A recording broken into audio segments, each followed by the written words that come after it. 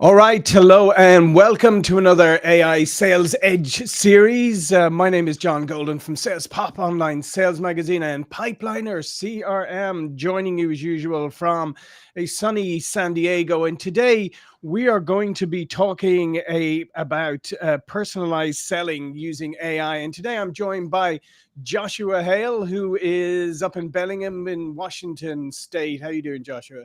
I'm doing excellent. I'm excited about today's discussion. Yeah, and Joshua is the founder of JH Media and Consulting and has well over 12 years in digital marketing, helping small businesses integrate AI for efficiency and revenue growth. And we're also joined by Mohan, who is in Vienna, Virginia, just outside DC, an old stomping ground of mine. How you doing, Mohan? Doing great, John. Thank you for having me. Yeah, Mohan is Chief Product and Technology Officer at Known Well with over 30 years leadership experience in scaling SaaS companies. All right, so the chat is live. So if you have questions, please put them into the chat and we'll try and get to them. This is about 30 minutes or so, just a very casual conversation, but we're going to talk about AI and personalized selling. Joshua, maybe starting with you, what role is AI playing? How is AI enabling personalized selling, and how is it different from, say, pre-AI days? Well, the time saving is the first immediate win. I used to spend hours crafting up a proposal, trying to get it just right so that it answers all the questions to help the decision maker make a plan to move forward with you. And those hours now I can get done in about 10 minutes. I transcribe a lot of my meetings. And so just being able to sit back, and I don't even have to, write many notes anymore with the transcription going. So these new tools that are introducing such a huge, powerful way of being able to really personalize each proposal to each person that you each prospect that you come across is unlike anything that I've ever seen before, and the time saving is allowing me to be able to be of service to them even in more detail.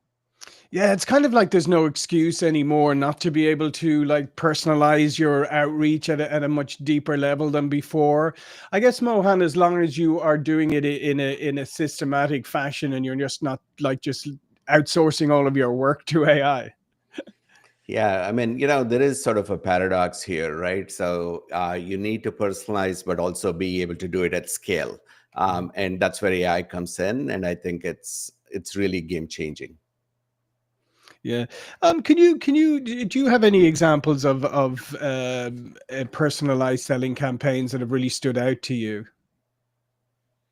Well, initially, I was able to, save time on proposals. Then I was able to start using AI automation that's coming out and becoming widely available to everybody. There's a service out there called Lindy that, has these pre-built automations. You just connect your accounts to it.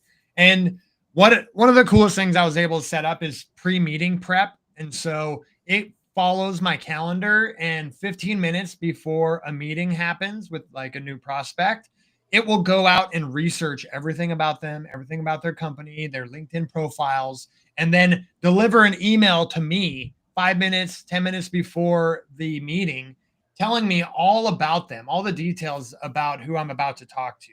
And so that alone helps with context, helps with, asking the right questions, and shortcutting the whole process of, having a full calendar and jumping into meeting after meeting, kind of going in blind, is something that I ended up doing a lot just because of how busy I got. Now this is shortcutting that whole process, enriching the whole conversation. Hmm. And Mohan, one of the things I think that people overlook is the fact that high quality data is so important because AI can only leverage the data that it has, and if you're using internal data, if your data isn't clean, then you're going to have a hard time with it. So talk to me a little bit, Mohan, about data quality. Yeah, it's so important. The three things that I generally say before you start using AI tools, and the first one you already hit on, which is starting with clean data it's just fuel, right? So otherwise you're putting just water on the fire and you're going to extinguish it if you have bad data. So starting with clean CRM, starting with clean data is super important. And then the other two I'll add on to that, John, are just aligning with GTM strategy that you have, right? Even though you're using all these tools, but not going haywire, aligning with that. And then piloting these tools with intent, I would say, are the three things are super important. But you highlighted starting with clean data. Obviously, AI tools work on data, and it's essential that it be there. And I guess as well as the thing is also looking at privacy regulations and compliance and all of that, because those things are going to become more and more important, and are going to impact more, GDPR, CCPA, all of those. How can you ensure that you're staying on track and you're making sure that you're staying in compliance and, let's say, ethical, if you like, Joshua? Well, ethics is a really big topic for me. There's new software that will monitor the conversation in real time, like through a Zoom call, and give you suggestions on like what to ask. And so we're now going to be moving into a whole new level of, who you're talking to, what real time data do they have while you're talking, and the level of manipulation that could take place, but also like just effective questions to get like the cleanest data, I think, out of an interview or a discovery call is what's really able to give you that information to see if you're a good fit and see if this is the right product to help them out with their lives. Yeah. And here's an interesting one, Mohan. Somebody just asked here, will AI ultimately create a new class of superhuman sellers? And what does that mean for the rest? It depends on what we mean by superhuman, but I think the humanity in selling, the gaining of the trust is still the most important part of sales. The question is, how can you scale it? The question is really good one, because we've always had super sellers. If you look at any sales team, right? So 70% of the quota is attained by a subset of these sellers. So you always had a class of super sellers. Let me not call superhuman, but super sellers. But I think what AI is going to do is to be able to augment those super sellers into even higher class, right? So, and using of these tools is going to be essential so that you can be more uniquely human in the sales process. Yeah, and I guess that's, Joshua, that's the interesting things is, as Mohan just said, is by leveraging these tools properly, you can become an even more kind of genuine human. Yeah, I think the human economy is going to be really important in the future. People are going to be drawn to transacting with actual humans because this whole AI automation thing is going to flood the internet with faceless corporations, faceless offers, and I'm going to gravitate to, people that have faces and that are, real human beings. They're not perfect, and but they care about what they're doing, and this is going to separate a lot of the economy, I think, on the internet because of all these, AI avatars that are about to hit the airwaves. Yeah, I mean, if you've seen recently, I mean, they're doing these cold calling AI, voice. To be honest, thankfully, they don't really work that well right now. But yeah, you can see where things are heading. Here's another interesting question from somebody who says, as AI handles more data analysis, what uniquely human skill becomes most critical for a salesperson, Mohan? What do you think? I think it's just understanding of the actual situation the buyer is in, right? So the unique circumstance that they are in, right? You still have to understand that, especially in a complex sale, and then gaining the trust, and for you to really know that you can solve the problem really well and not just be pushing a product. All of those things are very uniquely human, and they will continue to be human skills. We used to call it consultative sales in the old days, right? All of those things are super important. But the key thing in this new world is that customers are changing. they expect highly personalized outreaches. The cost of a generic outreach is very high, so it has to be personalized. And there are a lot of studies to indicate that most sales are kind of completed before the actual sales call, right? So if you measure in terms of percentages, right, they've made a 50 to 70% of the decision to go with you or not go with you. And that is based on highly personalized outreaches, how they've self-educated themselves about you. All of those things are important, but to crystallize a complex sale is still a very uniquely human skill. Hmm.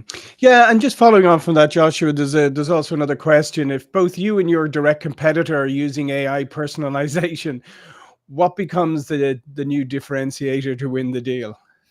Well, I practice authentic marketing, and that's essentially just sharing all my, messy parts as a brand as I grow and develop and continue to be a better, service to others.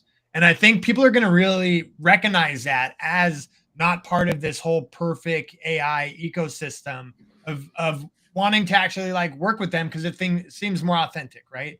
So not being afraid to share those struggles, because that's where that empathy and understanding and connection is going to take place. Yeah, no, that's a great point, Joshua and Mohan. How much then does that authenticity,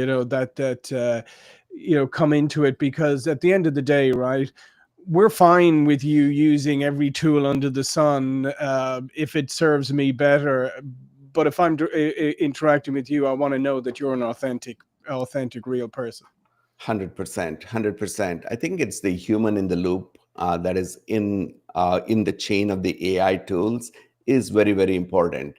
If there are two sales organizations all equally equipped with sales, equally clean data, there is still a lot of human judgment that needs to happen. We are not robots, right? So you take the information, even something as simple as how big is this particular company? Let's say it's a private company. It's so hard to find that information because you get different information from different sources.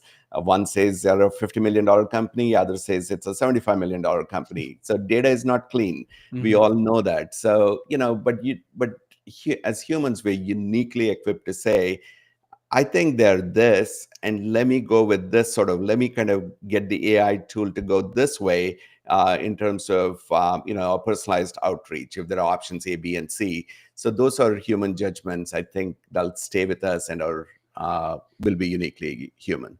Yeah, and there's an interesting follow-on question from that, Joshua, is like, how do you build a safety net for when AI gets personalization wrong and outreach backfires? Well, I stick to a 10-80-10 formula. 10% is your initial idea and your creativity, kickstarting the use of AI. 80% now is like the powerhouse of AI processing. But then you always want to follow up with that 10, maybe 20% of oversight of what is producing. There needs to be a human always in the loop. And I think it's really dangerous to like outsource AI completely. Like, even if it gets better and better and better, we always need to have this AI oversight. Yeah, yeah, and Mohan, on that same topic, I mean, how do you ensure that AI is used properly and effectively in the organization and it just doesn't become a wild west? Yeah, the best companies have good governance around it, right? So, best outcomes are gotten when there is a nice ring fence around what can be done and what can be done. So, there's room for creativity there. So, that goes into governance model in terms of what can be done, what sort of data is going to be ingested, what not.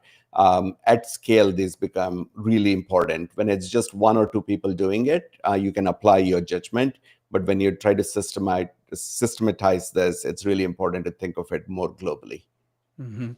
And Joshua, how do you help salespeople adopt tools like this? Because sometimes it's like they'll go, it's just flavor of the week, like I'll just sit this one out, or I don't really understand it, so I'm just going to ignore it. How do you help salespeople be comfortable with leveraging AI tools for personalized selling? Well, the first easy win is just showing them the advanced voice mode on ChatGPT and doing a role play of your sales process. That has a natural experience to it, and it can give you really personalized feedback. And then secondly would be, getting a voice transcription of your actual sales calls and putting those back into AI for feedback. And like, that can give you hyper personalized ways to be able to improve what you did right, what you did wrong, and will help you incrementally grow for each call after that. Yeah, that's a really interesting concept, Joshua, isn't it? That we always think of AI as how do I use this to do that, right? Something external. But you're saying here, leveraging AI to say, okay, go through your call transcript, etc., and give you kind of coaching feedback in many ways. So, which I think is something. Because a lot of sales leaders and sales managers and stuff don't really have good coaching skills, because they're not their own fault, because they're never given them, right? So maybe there's a role AI can play in this as well. What do you think, Mohan, in terms of coaching for salespeople?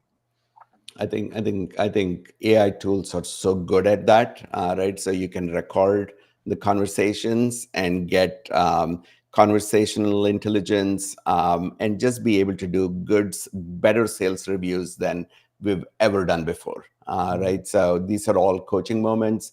There are a lot of these tools you can also then automate some coaching, right? So in the moment coaching, that's possible. But call reviews are better than ever from before. Mm-hmm. And Joshua, somebody also asked about AI can feel like a black box. So how can sales learn to trust AI's recommendations?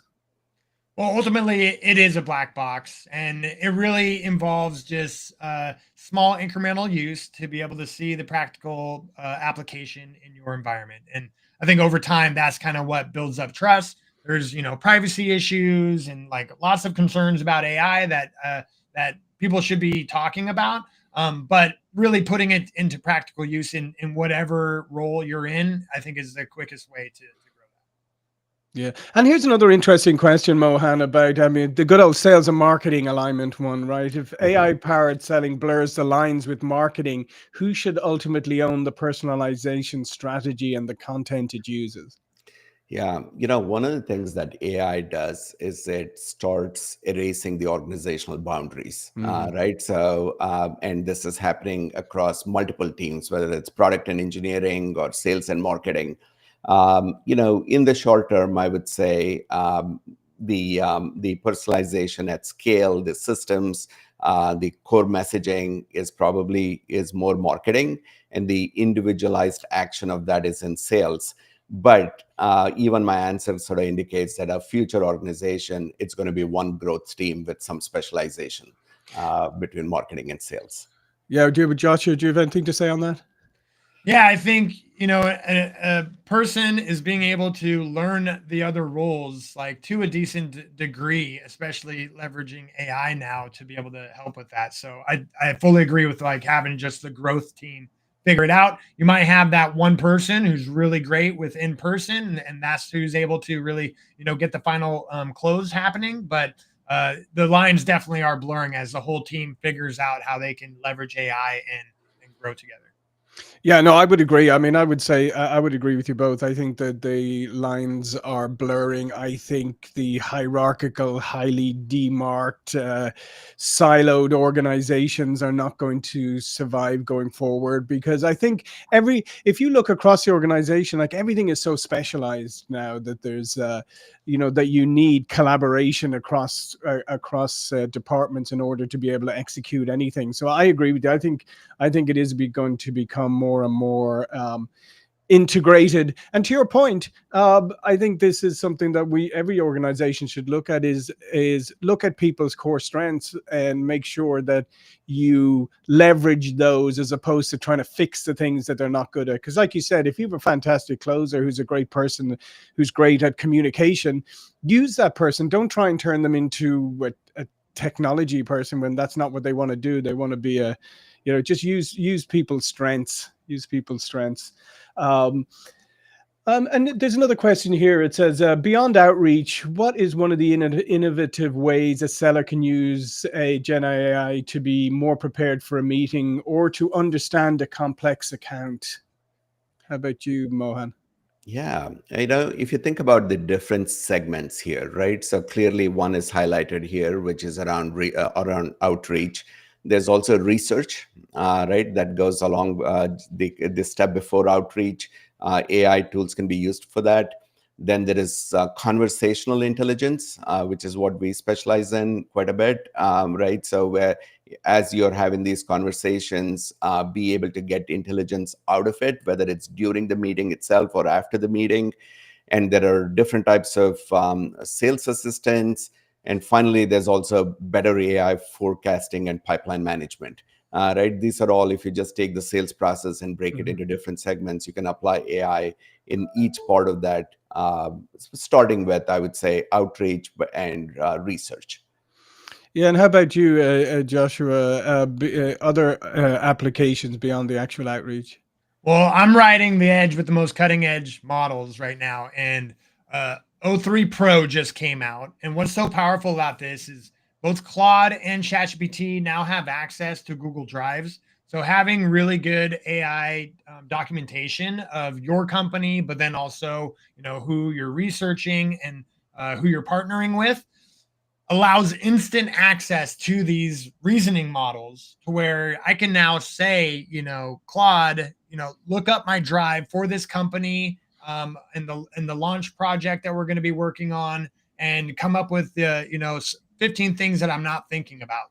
And it will immediately go search your drive, find that information, and be able to give you this strategy. So the need for spending the time on the context is getting shorter and shorter, especially if you're well organized with your data. Yeah, no, that's interesting, because let's face it, most people's Google Drives are, like your junk drawer in the kitchen, aren't they? It's just everything's in there, nothing's organized. Excellent. Here's another question: is AI is only as good as its data? What advice for companies whose data is messy, incomplete to begin with? Where did they start, Mohan? Where do you start to clean up your data? That's such a good question. I think we have to just normalize this challenge, because every company's data is messy. It just depends on the degree of messiness, right? So I think places to start are, what data do you trust that's there, right? Also, there are several AI tools that can fill the gaps for you, right? So I don't have this data, incomplete data. Then you have the AI tools complete that gap for you.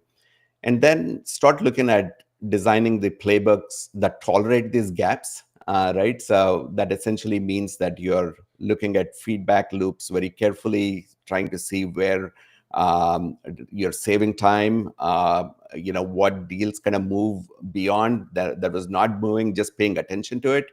But eventually you got to get to sort of, let's kind of work on this big project to clean the data. But I think there are ways to get started by starting with data you can trust and using AI to fill the gaps. Yeah, and that's why in Pipeliner CRM we have the duplicate checker built in. We have help our customers to make sure that their data is as clean as possible, so that the AI tools that we have work best. And I think that's going to be a challenge for a lot of organizations, and to be honest, a lot of CRM systems aren't set up like that. So I think it's really important. And same question to you, Joshua. How do you advise people to get their data in check? Yeah, I've begun to just offer AI documentation interview service, and so just talking to the administration and managers and walking them through specific questions to get their knowledge and wisdom on their departments, on their company, as the starting place. So you get this initial document with the mission, the goals, and like the founding information. Then you can build off of that and go into your decision trees for the whole company that way. Yeah, here's an interesting question. I'm not sure we're actually here yet, but it says, does AI's ability to predict a need before the buyer is even aware of it effectively kill the traditional sales funnel? And if so, what replaces it? I'm not sure AI is quite there yet, Mohan, but what do you think? Yeah, I think it's a little bit getting to the future. I don't think it kills this sales funnel, but it reshapes it fundamentally. right? So we used to think of funnel as a linear, rigid process, and it still is today. But where we will go, this is answer from product-led growth. Funnels are getting replaced with loops, right? So customers can go backwards and forwards, but they're in loops till the sale happens. So in that sense, it's a much more dynamic buyer journey as opposed to a linear funnel. Yeah, what do you think, Joshua? Well, we're in unprecedented times right now where we've been trailing data behind us for 15 years, right? Since being on the internet. And the issue is that there wasn't enough processing for all that data. And from our cookies, from our social media habits, like there's analytics out there of being able to quickly predict what it is that you're looking at. And if you go on to Instagram or Facebook, and see the ads that you're being handed to you, you might have just had a conversation about that. And some people think, like, is it listening to me? Is that how it knows to give me, this vacation to Hawaii that I just talked to my wife about? Actually, no. Like, it has so many other data points on you that it doesn't need to listen to you to predict like what it is that you're looking for. And this was in use before AI, really came out in the last 3 years. So I am expecting a huge boost in the targeted advertising that's going to be coming out. And especially Meta just released that they're going to be offering AI generated ads on their platform themselves within the next year. So this whole process, from a large standpoint on social media is going to be automated, and we'll see how effective it is. Yeah, no, absolutely. And here's a great question to end, because we're bumping up against time. To finish up with here is, looking to the future, what does the sales organization of 2030 look like? Oh my goodness.